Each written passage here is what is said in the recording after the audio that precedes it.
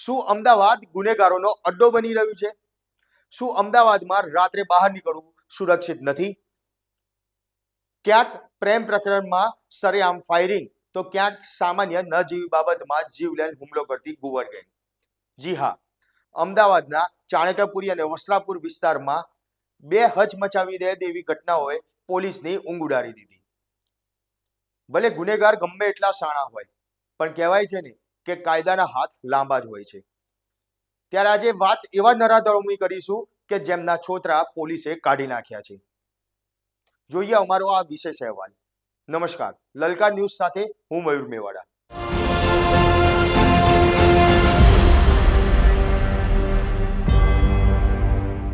અમદાવાદના ચાણક્યપુરી કે જ્યાં પ્રેમ પ્રકરણમાં લોહીની હોડી ખેલાઈ.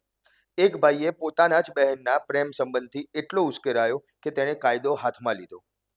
મોન્ટુ દેસાઈ, આ નામ યાદ રાખી લેજો. આ એ જ શખ્સ છે કે જેણે અદાવતમાં એક યુવકના પગમાં ગોળી ઝીકી દીધી. તકરાર જૂની હતી, બોલાચાલી પણ થઈ હતી, પણ મોન્ટોના માથે તો ખૂન સવાર હતું. સરેઆમ ફાયરિંગ કરીને દહેશત ફેલાવવાનો પ્રયાસ કર્યો, પણ સોલા પોલીસે ગણતરીના કલાકોમાં જ શૂટરને વાડજમાંથી દબોચી પણ લીધો.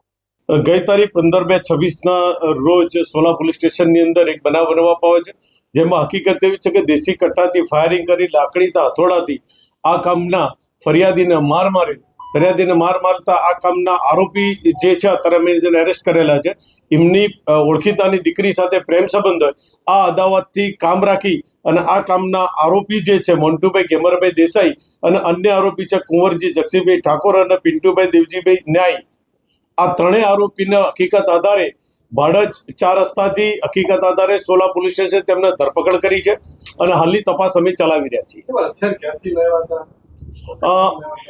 અમને તેમની પાસેથી જે હથિયાર રિકવર કરેલું છે, હાલ એમના અમે રિમાન્ડ લેવાના છે. રિમાન્ડ દરમિયાન હથિયાર ક્યાંથી લાવ્યા હતા, કોને આપ્યું હતું, કેવી રીતે હથિયાર તેમની પાસે આવ્યું, એ તપાસનો વિષય છે, જે તપાસ હાલ સોલા પોલીસ સ્ટેશનના પીઆઈ શ્રી ચલાવી રહ્યા છે. હાલ તો હત્યા કરવાની ઈરાદા 307 લાગેલી છે જૂની કલમ પ્રમાણે, એટલે માટે હત્યા કરવાની ઈરાદા આપ્યા હતા. એની સંપૂર્ણ સોલા પોલીસ સ્ટેશન ઊંડાણપૂર્વક વૈજ્ઞાનિક ઢબે બધા સહયોગિક પુરાવા લઈ અને અમે તપાસ ચલાવી રહ્યા છીએ. આ કામના આરોપીના ઓળખીતાની જે દીકરી છે એમની સાથે આ કામના ફરિયાદીના પ્રેમ સંબંધ હતો. એ લોકો અગાઉ આ દીકરીને લઈ ગયેલા, માટાની અદાવત રાખી અને આ પ્રકારનું અદાવત રાખીને એમના પર હુમલો કરવામાં આવેલ છે, જે હકીકતે ફરિયાદ દાખલ થયેલી છે અને હાલ એ હકીકતના આધારે સોલા પોલીસ સ્ટેશન ફરિયાદ ચલાવી રહ્યા છે અને તપાસ ચલાવી રહ્યા છે.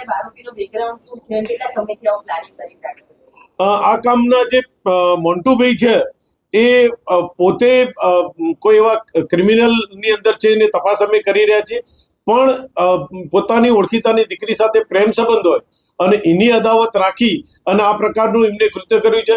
જે મોન્ટુ છે પોતે મકાન લે વેચનું અને મકાન ભાડે આપવાનું કામ કરી રહ્યા છે.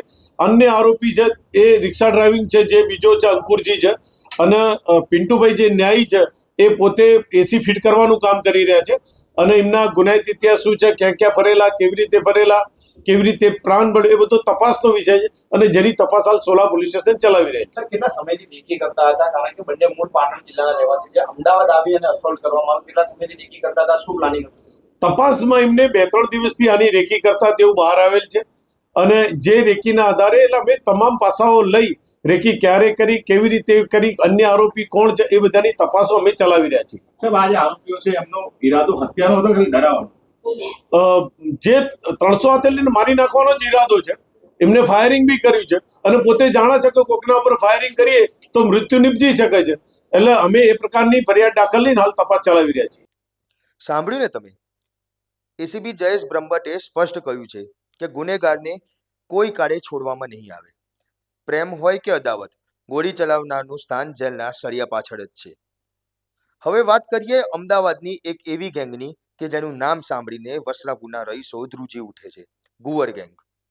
રાતના અંધારામાં શિકાર કરતી આ ગેંગ સિંધુ ભવન રોડ ઉપર આતંક મચાવ્યો. માત્ર હોર્ન વગાડવા જેવી મામૂલી બાબતે 15 જણાનું ટોળું તૂટી પડ્યું. મહાવીરસિંહ મોરી અને તેમના મિત્ર કૃપાલસિંહ પર છરા, લાકડી અને પાઇપ વડે જીવલેણ હુમલો કરવામાં આવ્યો.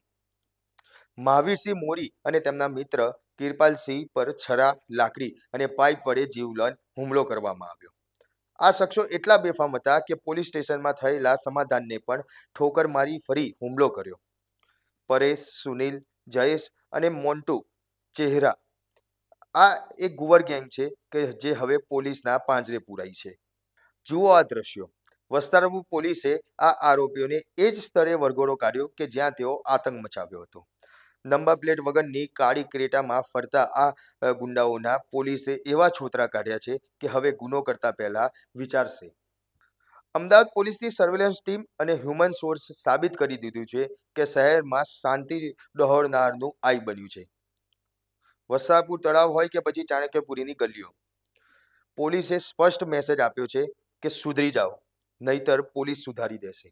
જનતાએ ડરવાની જરૂર નથી, પણ જનતાએ સાવધાન રહેવાની જરૂર છે. જો તમારી આસપાસ પણ આવા ગુંડા તત્વો રહેતા હોય તો તરત જ પોલીસનો સંપર્ક કરો. અને આ ગુંડા તત્વોને પણ કહેવા માંગીએ છીએ કે આ કાયદાનું શાસન છે, તમારી દાદાગીરીનું નહીં. તમારું શું માનવું છે કે આવા ગુંડા તત્વોને જાહેરમાં સજા મળવી જોઈએ? કોમેન્ટ બોક્સમાં જરૂરથી જણાવજો. અને અમારા આ વિડીયોને લાઈક, શેર અને ચેનલને સબસ્ક્રાઇબ કરવાનું ભૂલશો નહીં.